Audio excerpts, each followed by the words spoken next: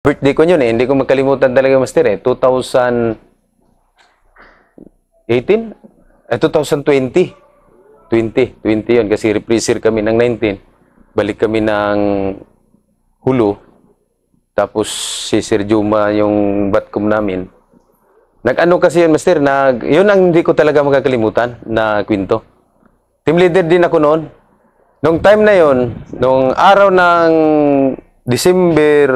February 1, turnover ng CO 15 yun. Na si Sir, basta turnover ng CO 15 yun. Nung kinabukasan ng February 2, umakyat sila Sir Juma. Ngayon, kami din nandun sa may Mount Sinumaan, ako dapat ang leading noon. Eh wala kaming opisyal na reverse ang leading. Kami na yung nabuntot. Ang leading yung 17 company. Eh di tumawag si Sir Juma na kami ang liling up sa kanila. Hindi namin alam, pero para na siguro sa kanila yon sa mga tropa. Kasi pag-move namin sa pagbaba ng 17, Master, pagbaba dun sa Sinumaan, nagkaligaw-ligaw. Nagkaligaw-ligaw sila. Tapos kinantsawan ko pa yun si Late Platoon Sergeant. Kinantsawan ko pa yun ko, Master. Hindi ka na yata marunong maglukit ng mapa, Master, ha? Map-reading. Sabi na, kaya nga eh. Pati si Sir Litanghal, yan siya man yung PL dun sa 17 company. Nung nahit na namin yung bahay, nga nakita na namin, kasi 2 beses sila pabalik-balik. Nung nahit na namin yung bahay, nag-hold kami. Nag-hold kami, tapos kumain. Pabilisan lang. Nung pag-move namin, mga alas 11, nag-move na kami. Pag-move namin, itong leading, hindi niya napansin na marami na palang kawayan doon na nakabagong puto lang ng mga kawayan. Tapos hindi nila pinansin. Ang dinaanan nila, malaking trail. Sinundan kasi mabilisan eh. Pagdating sa unahan, nandun na pala yung kalaban. Napakarami. Ang estimated ko, aabot siguro ng 100 plus ang kalaban. Eh, kabilis yung leading. Pang-apat ako na team.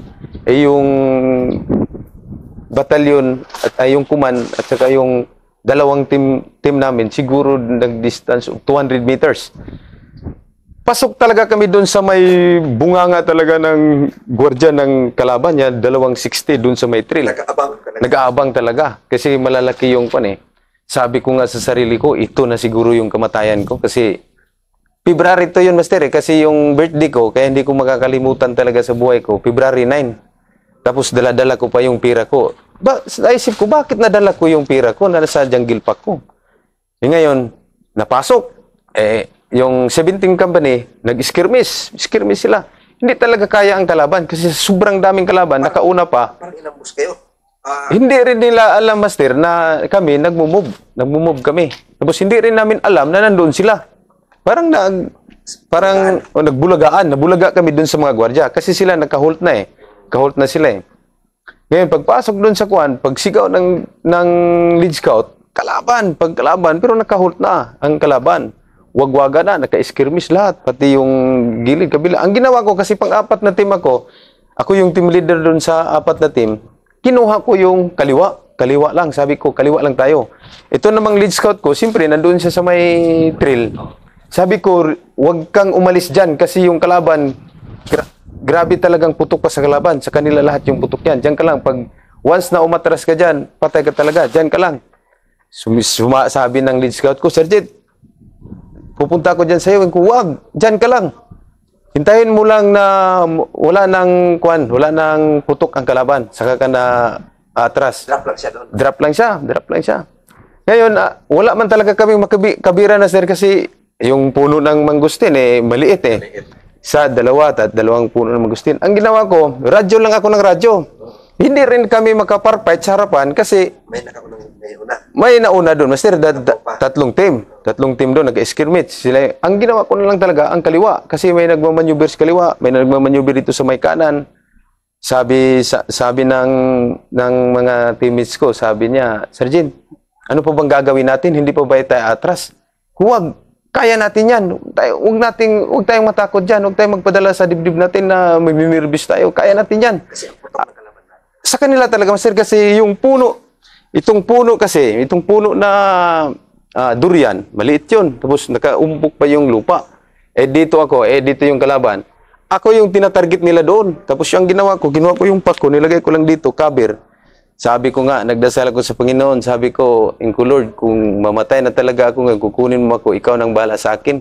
Wala na talagang cover, Master, kasi yung puno ng durian, tinatamaan pa ako dito ng mga balat ng durian, yung matamaan ng 60 sa kalaban. Parang sinabi mo sa sarili mo, manadali na yata si Commander Baptist dito. Yun na nga yung kuhan ko, Master, kasi sabi ko, February na, naisip ko noon, Master. Pero hindi pa rin ako nag-negative para makita sa mga teammates ko na ako nga team leader, hindi nga ako natakot, sila pa. Kaya para pinalakas ko lang yung loob nila. May tumakbo dito sa akin ngayon, ginawa nila kong cover. Ko dito lang kayo sa kuhan ko, dito kayo lang sa gilid ko. Manigirilyo ko, Sir Jed. Sabi ng teammates ko, manigirilyo ko. Sige, sigirilyo ka lang dyan. Tapos yung isa, kung huwag kang tumakbo ha, pag wala pang kuhan. Ngayon, hindi pala namin alam, Master, na nung nagka-atrasa na ang kalaban kasi reposition na sila, atras doon yung trupa namin, nag-reposition. Pero yung 5, bulagta na yon, yung 5 sa 17, yun yung makikita ko talaga, yung tinataga talaga doon sa yung mga liig. Tapos doon kami narikabiran na 5 baril, yun sa 17. Kita ka talaga na pag mag-Allahu Akbar yung kalaban, tatagain talaga rito, pati sila Raog, yun yung nakuha, yung trupa. 5 yun, Master, yung na tinaga talaga ng kalaban. Hindi naman, pero tinaga lang. Tinaga. Yung parang pinising na lang sa kalaban ba? Nilapitan pa nila? Nilapitan nila. Ngayon, ako yung team leader doon sa pang-apat na team, 5 na lang pala kaming natira. Kasi naka-reposition na yung trupa sa harapan. Naka-cover na. Naka-cover na. Sabi ko, kung aatras tayo, itong pack natin, baka maubos nila sa dala. Ang gagawin ko na lang, ang ginawa ko yung isang puno na durian, tsaka itong mangustin, dito ko nilagay yung 2 sa harapan. Ang 2 naman, dito ko pinaharap sa may kaliwa. Ako, ang ginawa ko, dito ko sa may kanan, mag-isa. Hindi na ako nagka-cover. Sabi ko, kung mamatay ako, mamatay. Kung away tayo. Yung pag-withdraw ng kalaban, saka na kami nag-reposition uli. Kasi nag-withdraw ng kalaban. Kasi narinig nila na nakuha man nila yung radyo namin noon. Nakuha yung radyo. Na-recover na nila. Yun talaga yung time na yun na nagpasalamat ako sa Panginoon na hanggang ngayon buhay pa rin ako. Kasi hindi ko na maano yun Akala ko hanggang doon na talaga ako kasi wala na talaga kami makibiran kasi isipin mo naman yung kalaban naka-box formation. Ang kalaban tapos estimated ko mga 100 plus yung kalaban kasi ang sabi nila 4 na commander yung nagli-link up doon na nabunggo namin. Pero may pa rin si Lord na hindi ikaw yung magli-leading. Parang ganun talaga, Master, kasi nung time na yon, ako dapat talaga ang leading noon, Master. Pero na-swap ang 17 yung nagiging leading yung time na yon. Kasi yung unang pag-akyat 17 man yun, dapat 14 ang magli-leading. Ngayon, palitan. Ako dapat ang mag-leading noon. Pero sa isip-isip ko, Master, kung ako yung nag-leading noon, sige, siyempre, ako sa buong jurisdiction ko na sa panerbisyo, maro talaga ako dyan sa kalaban. Ayaw ko talaga yung ako yung mauunahan ako Gusto ko yung ako makakauna talaga Ayun talaga yung prinsipyo ko, Master, mula nung naging private ako hanggang natapos ko yung pag-platoon sergeant. Hindi baling magpagod ako. Basta ang mindset ko talaga, Master, once na umakyat ako sa bundok, dapat hindi ako mauunahan. Ako ang dapat makakauna sa kalaban. Pero pagsabihin ka nilang duwag, sa operasyon naman, hindi talaga nila ako makikita din sa mga teammates ko na duwag ako na pagka-leader. Kasi kung alanganin yung lead scout ko, ako yung magli-lead scout niyan. Ako yung magli-lead scout, Master. Kiklear ko iiwan ko pa yan sila. Kiklear ko yan. May time din talaga na yung teammates mo, kailangan mo ng supervision. Oo, ganun talaga, Master. May time talaga. Kasi minsan nga, yung pag maghahawak ako ng may operasyon, pag magsabi ako na mag-alanganin yung ibang team na may target na ipapatarget, magbubuluntir ako yun siya. Kung walang papasok, sir, ako yung magli-leading. Pero hindi nila alam na lagi akong nagdasal sa Panginoon na bakit ako matakot na andyan naman siya parati si God. Yan lang yung pinaglaban ko parati sa sarili ko. Ang tibay mo, no? Kasi parang sandwich na kayo nung panahon na yun. Nasa killing zone na kayo, pero hindi ka pa rin natakot para i-assist yung mga tao. Ganun na talaga yung ko, Master. Kaya yung Master, tiwala na talaga ako sa sarili ko. At saka ang prinsipyo ko kasi kung magpapakita ako ng takot sa mga teammates ko, wala na, masisira na yung na matapang din siya na makipag-away, mawawala din yung yung parang aggressive, mawawala yung agresibo nila. Pag once na ang leader na mapipin down sa pagka-agresibo, mawawala din yung agresibo ng tauhan mo. Kailangan talaga na ipapakita mo rin sa mga teammates mo na sumusunod sa'yo na matapang ka. Matapang sa, hindi sa trupa, matapang ka sa kalaban. Na madiskarte. Kasi, biruin mo sa sarili mo, sa dami mo ng encounter. Nung time talaga yun, nasabi mo na dito yata ako mamatay. Yun yung time na hindi ko magkakalimutan talaga, Master. Kasi sa daming encounter ko, yung una, sinabi ko sa'yo na yung parang magsuntukan na lang kami sa kalaban noon, pero hindi pa ako nagni-negative noon. Pero nung last naming encounter na February to pa-birthday ko ng February na akala ko, doon na talaga ako mamamatay. Pero kung may spirit ka talaga, may dasal ka, may tiwala ka sa Panginoon, malayo ka talaga sa disgrasya. Nag-condolate talaga kayo? Yes, Master. Hindi talaga kami umatras. Sila yung unang umalis. Before kami nag-reposition at saka kinuha namin yung mga fact, nilagay namin sa likod para, kasi yung ibang pack nadala na sa kalaban nakuha na sa kalaban. Oo, Master. Dala na nila yon, yung mga pack, yung pinagtataga nila. Dala na nila yon. Pati yung mga bala ng 60 mortar. Nakuha na nila. Lima talaga yun, Master. Isang opisyal, si Litanghal, at saka sila Literaog. Basta 5 kagad yung Master ang namatay. Kumusta naman sa team? Yung sa team ko, sa hawa ng Panginoon, wala man lang, walang galos. Tapos yung nasa command na si Master La Chica, kasi yan siya yung platoon sergeant namin, sila pa yung nawundid, pati yung sa likod. Doon kami sa harapan, hindi kami nagalusan.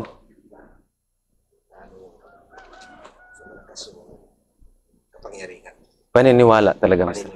Paniniwala. So, kung sa'yo, kung balikan natin, ano yung lesson learned? Sa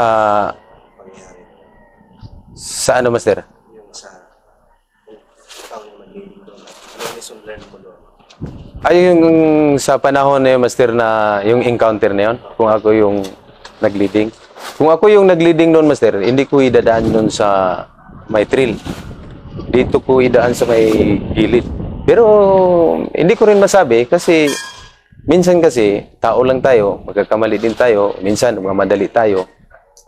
Baka doon din kami din siguro, hindi ko rin alam. Pero gagawin ko talaga yung best ko doon na lalaban talaga kami. Yun lang yung prinsipyo ko talaga na, Master. Kasi kung kami yung nandoon sa harapan, alangan naman na aatrasan mo pa yung kalaban. Andyan na nga, hinahanap mo, aatrasan mo pa. Lalaban ka na lang talaga. Hanggang sa dulo? Oh, yes, Master. Hanggat kaya ko. Gagampanan ko talaga yung trabaho ko. Kasi dami naman ang sitwasyon na gano'n. So sa pagdadala naman ng tao, ano naman yung karanasan mo? Dito ba? Hindi na sa bundok. Ay, dito, Master, sa pagdala ng tao. Okay naman. Wala naman silang masabi sa akin. Parang moral, lagi ko silang pinapatawa. Tapos minsan, medyo may sayop-sayop din. Pero minsan din, tinuturuan ko rin sila na kung may time, magsimba din kayo. Tapos, huwag kayong pasalamat parati, sabi ko. Tapos, bibiruin, bakibanding, basketball. Yun man lang yung akin dito sa baba ngayon, Master. Pero sa bundok talaga stricto? Sa bundok, Master, stricto talaga ako dyan, sa bundok. Kasi ako yung maunahan . Yun talaga yung prinsipyo ko parati sa sarili ko . Ayaw ko talaga yung lead scout ko na medyo alanganin. Ayaw ko niyan. Tapos pag makita ko yung alanganin na lugar, gusto ko yung agresibo yung tauhan. Kasi alangan naman na hindi mag-aggressive yung mga teammates ko na team member ko na Pinanganong ulan. nakita na nga nila na yung team leader nila agresibo din eh. Kaya ang sabi ko na lang sa kanila, wag niyo ako munang gayahin ngayon kung kung kulang kayo sa pananampalataya. Kasi once pag kulang kayo sa pananampalataya, pag kayo yung kagaya sa akin na baka madidisgrasya pa kayo. Sabi ko sa kanila. Ano yung pinakamadrama? Ano yung unit pala na hindi mo Sa ngayon, Master? Sa 14 SRC na, Master. bakit ano sa'yo ang confidence? Kasi dito ako naka-encounter ng marami-rami talaga, Master. At saka, dito rin ako na-promote. Pero okay man din sa 10 company. Hindi ko rin makalimutan yung 10. Kasi dyan din ako nag-simula. Ang accomplishment mo sa unit mo na Ang mga accomplishment ko dyan sa unit ko, Master, marami. Ang hindi ko makakalimutan, ako na sana yung sinabihan ni Sir Bural na ako na yung magbibis-IP. ay ganun ba? Noong 2019. Kasi nakaprepare na ako, Master eh. Nakaprepare na ako kasi ako na yung nadeklara ni CEO na ako yung bis-IP. Pero naagawan man kami ng ibang kumpanya. Sige lang, hindi parang talaga sa atin. Tumakin pa rin. Ganun talaga. Dati mo na rin yung pinapunayan kasi hindi naman tinahangad yan. Hindi naman natin inangad yan, Master. Kusang darating lang. Kusang darating lang talaga. Oo. At least pasalamat pa rin tayo na nakikita nila yung ginagawa natin na trabaho. Ano yung pinakamahirap at pinakamadramang araw mo nung pinakamahirap at pinakamadrama kung may malaman? Pinakamadramang araw ko. Kahit ano, operation mo nga doon sa mundo. Sa mga ano, Master, sa pinakadramang araw ko sa mga operasyon. Wala eh, parang nilalaro ko lang yung kasi pag nasa operasyon ko, Master, yung gaya lang sa mga pag nag-operasyon ka, pagod ka, tapos wala na, parang lang sa akin. Kasama sa trabaho. Kasama sa trabaho, yan lang yung iniisip ko. Pero ang pinakamasayang araw, Ang pinakamasayang araw ko, Master, yung pag makababa, tapos makauwi, break, makita ko yung pamilya ko, masaya na ako niya, Master. pamilya talaga. Pamilya talaga. Kasi nagtrabaho nga tayo dito sa Philippine Army para sa pamilya. So, yun lang talaga yung kaligayahan. Yes, Master. Sundalo. Yan yung makauwi talaga, Master. Lalo na pag-operating. Yes, Master. Kunting uwi mo lang. Kunting uwi, masaya ka na. Kahit bibigyan ka lang nga ng pasis na 7 days, masaya ka na talaga pag nakita mo na yung pamilya. Pero ang pinakamalungkot na Ang pinakamalungkot,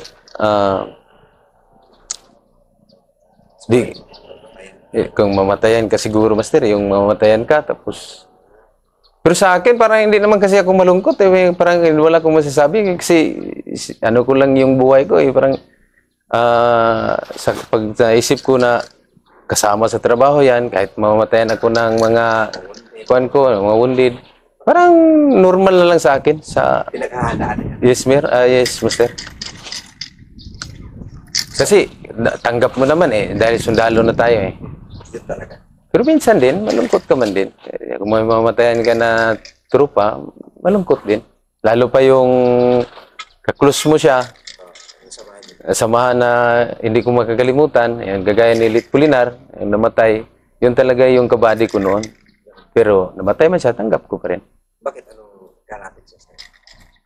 Grabe kami ka-close, Master, mula Marawi, may operasyon sa Marawi hanggang dito sa Mayhulo. Ano yung hindi mo makalimutan? Nung time na yun, kasi pag anong sasabihin ko sa kanya na Paul, pasukin natin yan, parang agresibo din ba? Kahit may kalaban, sa lalaban at matapang talaga na tao. Kaya nagka-close kami ng dalawa noon. At saka nung nag-schooling ako ng 2019, giinuman kasi kasagsagang operasyon yun eh. Si Sir Juma yun. grabing encounter na namin before ako nag-schooling ng basic course.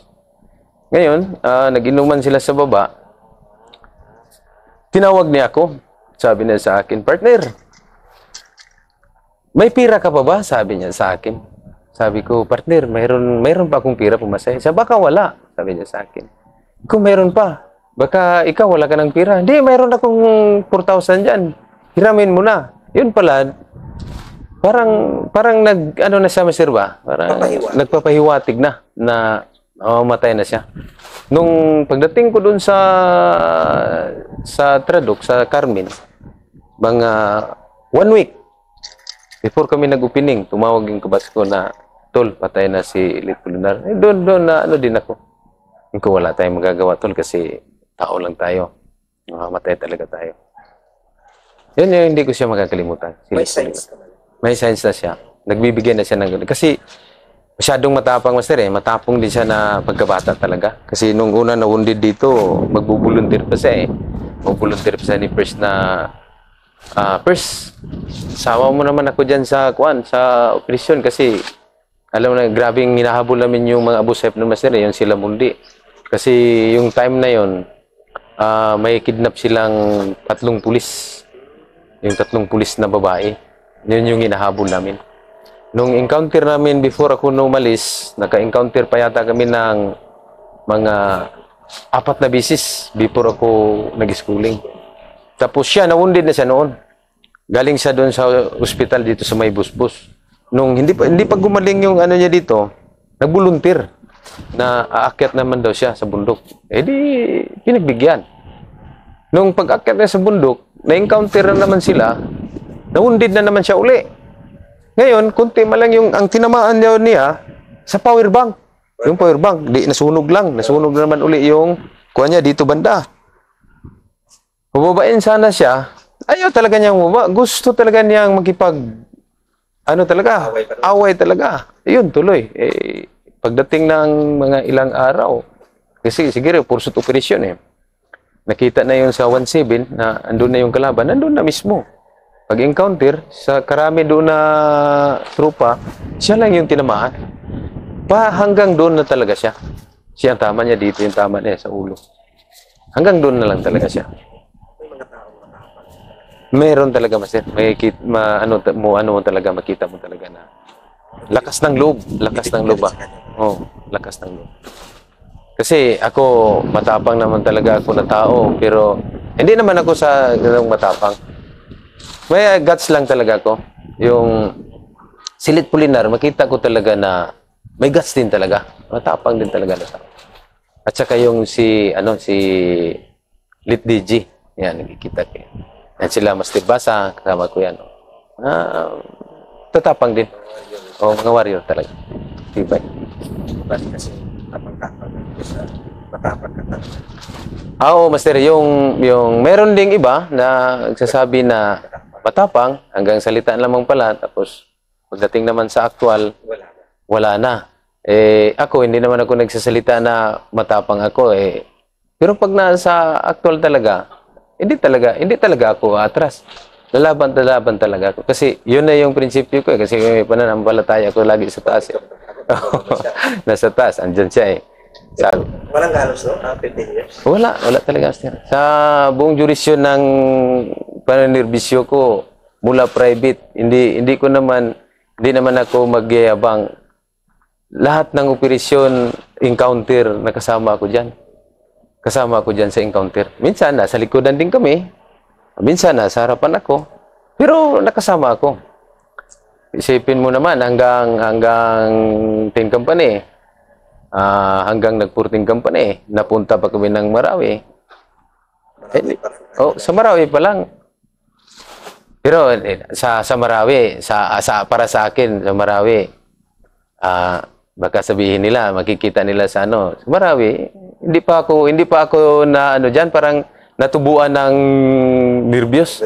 Hindi pa ako ninirbyusan. Mas naninirbyos pa ako sa bundok kasi hindi ko alam yung hindi ko alam yung kung saan yung kalaban. Yung sa Marawi, nakapokus ka na eh. Nandyan na siya eh. Andyan na siya eh. Kasi alam mo na kung saan ka papasok. Dito sa bundok, hindi mo alam. Baka nandoon lang pala sa kabila. Tama. Yan yung, sabi ko nga, ang marami. Wala yun. Hindi natin dapat takot yung iba na kita nila na mahirap ang Marawi. Mahirap nga, may stress ka kasi wala kang breakdown Puro ka away lang talaga inisip mo. Yun lang yung mahirap sa Marawi kasi hindi ka nakaka-break. Hindi mo makita yung pamilya mo. Matagal. Matagal. Hindi ka makakalabas. Matagal mo rin tinapos ang Marawi. 6 months siguro? Mga 6 months, Master? Masaya ka rin. Proud ka rin. Isa ka rin sa heroes kayo niyan. Ay, sa Marawi. Andiyan na nga ako sa ngayon. Kita mo yung sa libro, sa book ng infantry. Andyan yung picture ko, Master, yung sa book ng infantry. Nakalagay ako doon. Kasi yung kinuha nila ako ng parang history. Kasi ako lang yung nakikita nila na yung bandulir ko, yung pang-NPA.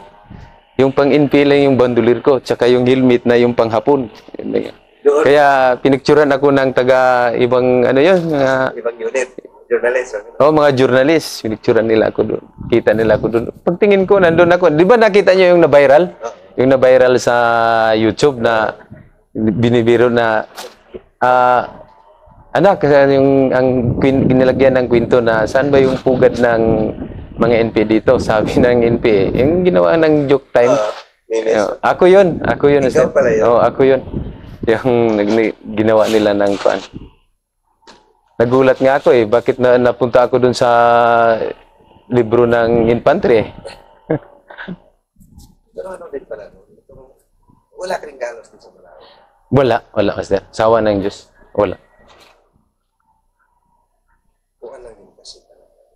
Kuan lang, yung masasabi ko lang sa iba minsan, sa tropa, sabi ko, lagi kayong magdasal, araw-gabi. Kahit wala tayo sa operasyon. Kahit nandito tayo, pagtulog mo ng gabi, dasal ka lang. Pagka-umaga, pasalamat ka naman sa Panginoon. Kahit saan ka mapunta, hindi ka talaga madidisgrasya. Yan mo rin ang diskarte. Kasi kung lagi ka naman nagdadasal, tapos wala ka naman ng diskarte sa bundok, sabayan mo lang ng diskarte. Kaya, kumbaga, parang hindi mo siya kumbaga, nagdadasal ka sa kanya, may tapos, action may action. Actionan mo talaga siya na, pag nandyan na, bakit ka pa atras? Ano lang yung, sa akin, Master. Matagal din ang gira sa Marawi. Hindi ba naubos yung tapang nila? Sa Marawi? Oo, nalulumuran din sa dumating ang araw. Lumural din ako pag hindi yung tawag nitong yung may na naman, yung matagal kang magkakauwi. Pero kung sa gira-gira naman, hindi naman ako naglulumura dyan sa gira-gira. Paano kayo nahimural din? May mural kami, Master, sa Marawi. Minsan may resupply na mga pagkain na galing sa gobyerno natin. Pero ba lumakabot sa inyo yun? Master, mayroon. May pahimural, ibibigay. May mural din kami. Dumadating sa inyo? Minsan, mayroong si President Duterte noon, bigay ng pahimural sa trupa. Tapos, basta maraming doon, Master, na hindi, mahimural ka rin. Sa training? Sa training? Anong karanasan? Dito karanasan ko sa training, sa pagre-regular, Master. Itong sugat ko na ito. Bakit? Sa sobrang maro ko kasi sa training, kasi alam mo naman ako maro talaga tayo dyan sa training. Kasi ang iniingatan ko dyan, yung matapilo ka, mapilay. Kasi pag napilay ka, itong paa mo, pag napilay ka, hindi mo na kayang tatalian yan. Aakyat na talaga sa liig yan. Tsaka magninegatibo ka na. Ngayon, ang ginawa ko, sobrang gutom. Alam mo naman dati na kung mag-schooling ka ng regular basta sa ranger, walang kuwan yan. Bawal yan mag-tiklay. Ngayon, ang ginawa ko, doon ako sa kitchen. Bawal kumain. Doon sa kitchen, maraming tutong doon. Doon ako kumain ng tutong. Yung EI namin na si Master De Los Santos, grabe yun magpa-dress rehearsal. 7 bisis na kami nalublob sa lagun. 7 bisis. Sabi naman ni Master De Los Santos, sige, yung sunod ay kung mahuli pa kayo uli yung team nyo, kasi ako kumakain ako parami ng tutong Pag mahuli pa yung team nyo, Hindi na lublob, gulong na at saka paddle. Dalawa kaming kumain doon ng tutong. Ngayon, last team to form. Takbo kaming dalawa ngayon. Hindi ko alam, may hook pala dyan sa may yung strongest musang. Doon ako dumaan yan. Ito yung tama ko, master. Nakagising ako dyan na sa may dispensary. Kulaps talaga, master. Ito yung tama ko. Malaki yan. 10 tahit, master, ang dito eh. Buti nila sa mata pa. Sabi nga ng si Sir Manzano yung ano diyan, master, dati eh. Siya yung commandant. Siya yung commandant, si Sir Manzano. Ranger, sa lahat ng bumangga diyan, ikaw pa yung nakapaputol ng hook diyan. Ang tibay talaga ng ulo mo. Sabi nga niya sa akin, master eh. Ako lang yung nakapaputol ng hook diyan. Pero dito naman. Itong tama niya, master. Kasi kung hindi lang siguro malakas yung pananampalataya ko eh, ito wasak to eh. Sobrang lakas baga, may raksak ka pa. Natakbo mo. Kabilis yun, master, kasi habulan kami. Last team to form. Last team to form yun eh. Yung yung hook, isipin mo yung hook na katibay yun, gumanon pa yun ng konti sa ulo ko. Dito. Pero hindi siya balat lang siya, ang sugat niya hanggang dito. Akala ko nga nun, hindi na ako makagraduate eh. Pinasit-scan ko ito sa Biluna. Sa awa ng Diyos, wala man daw na Brain damage. brain damage at saka yung niya, balat lang man daw. Di okay. Continue na naman ako sa pagregular. Papagaling ka pa nun. Papagaling pa ako no, master. Kaya nag-join ako ng 187. Sa 186 man ako noon. Join ako ng 187. Kasi sa 186, kahit may ko dito, galing ako dispensary, sinama nila ako sa activity. Kaya ko na sana yon. Pero nakikita ko man kasi yung 187 na, medyo puro klase lang Saka hindi gaanong maligalig. Di nagpa-recycle ako, nag-volunteer ako doon sa CD namin. Na-recycle ako. Ayaw pa talaga akong i-recycle. Ito naman, sabihin ko lang talaga ang totoo. Ayaw ko niyong i-recycle sabi ko. Ayaw ko niyong i-recycle. Ngayon, ang ginawa ko, para may recycle talaga nila ako yung bumili ng budlings, isang sako. Dala ko yung isang sakong budlings na yun. Kasi doon ako sa kitchen eh. Doon ako idinis mo na, pinapahinga ako doon. Ito naman si Master Hermono, sabi na sa akin, Ranger, yes, Master, ano yung dala mo? Sabi ko, Master, labahan. Ano ba yung tribo mo? Bisaya, Master. Pusang ngalaw. Pag Bisaya, maro yan. Halika. Pinuntahan niya ako ngayon. Punta ko doon. Paglagay ko doon isang sakong budlings. Yung isang sakong budlings, Master, doon ako ni-recycle nila. Tapos sabi ni Senior Tak namin, ito si Matos at saka si Autentico, ERTU yan. Second piece na kami noon. Ang ginawa ko, pupunta ako dyan sa hospital dito sa San Miguel. Nung pagpunta ko, nagkuha ko ng referral to Biluna. Pero okay na yung ulo ko. Nung binalik pa kami dyan sa kitchen, before kami pumunta ng Biluna, kinuha ko pa yung bigas ni Master Misulis. Dinala namin doon sa may boarding house. Pero hindi na kami pumunta ng Biluna. Nag-ano lang kami doon, pa-check up, CT scan, balik dito.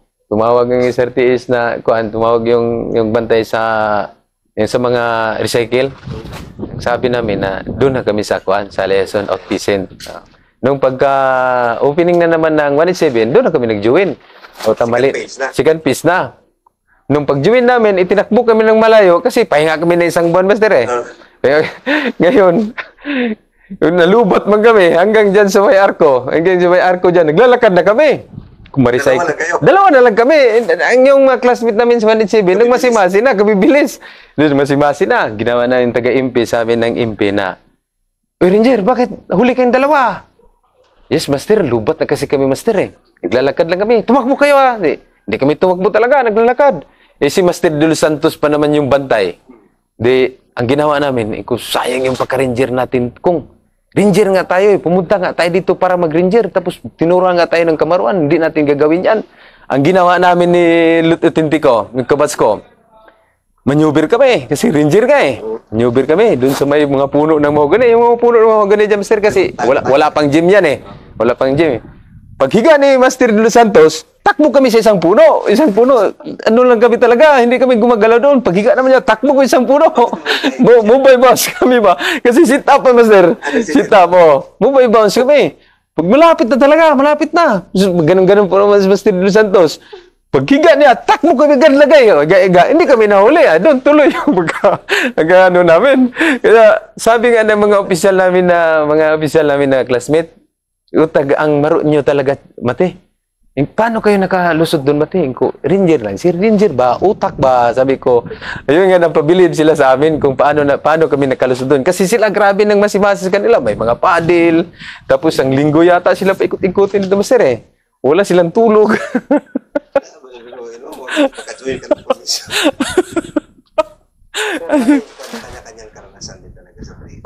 Ganun talaga, Master. Kasi ang pagtitraining kasi, ano talaga yan eh, wag mo talagang iseryoso kasi pag iseryoso mo, kasi nung gagaya ng dati nang naging uwan namin na si Sir Villanueva, yung CEO ng DRC, masyadong seryoso. Sinabi ko nga sa kanya, Sir, pag nagseryoso ka dito sa regular course, sir, sa Scout Ranger course, sigurado hindi ka makaabot ng 1 buwan. Uwi ka, pulutin ka talaga sa Biluna. Kasi mananadyak siya ng Master eh, sa mga classmate niya eh. Hindi nga ako nagkamali. 1 linggo lang.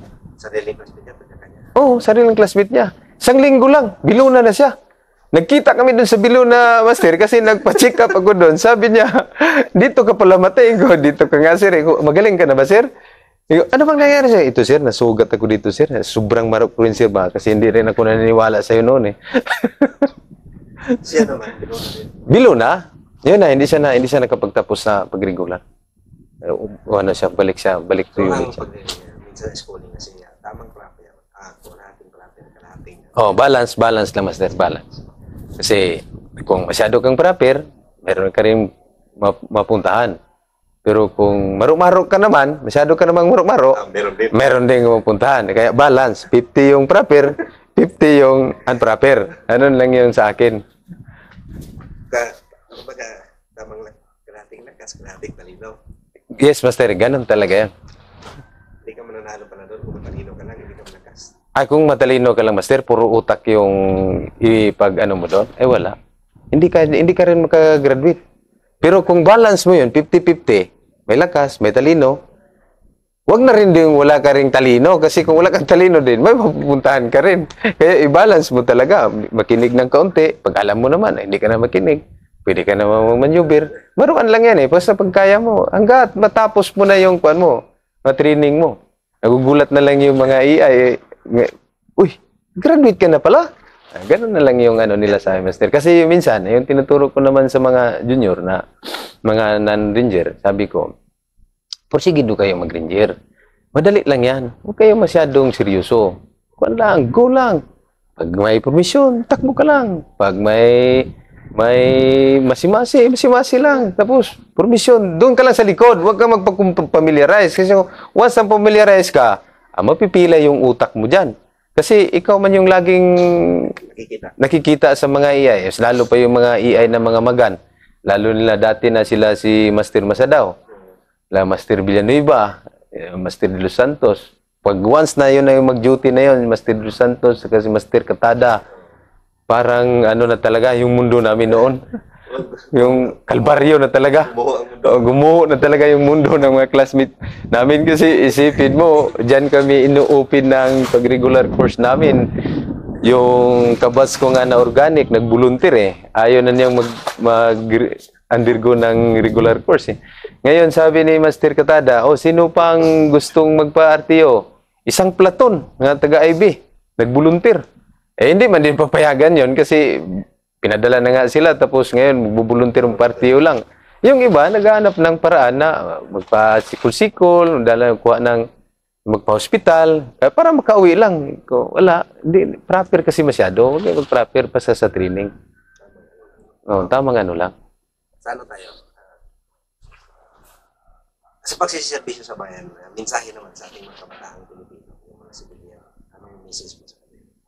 Yung message ko naman sa mga kabataan, sa mga sibilyan, mag-aral lang mabuti, laging makinig sa mga magulang na kung anong sasabihin nila na tama, kung mali naman, huwag yun namang sundin. Yun lang, mag-aral lang mabuti, umiwas sa mga bisyo. Sa mga gustong sundan, Sa mga gusto naman magsundalo, sumunod sa yapak mo. gustong sumunod sa aking yapak, tuloy lang yung kuan nyo, yung mga plano. Basta magpalakas. At saka wag nyo na ring tawag nitong pabayaan na makalimot kayo sa katastasan. Yan lang, Master, yung masasabi ko.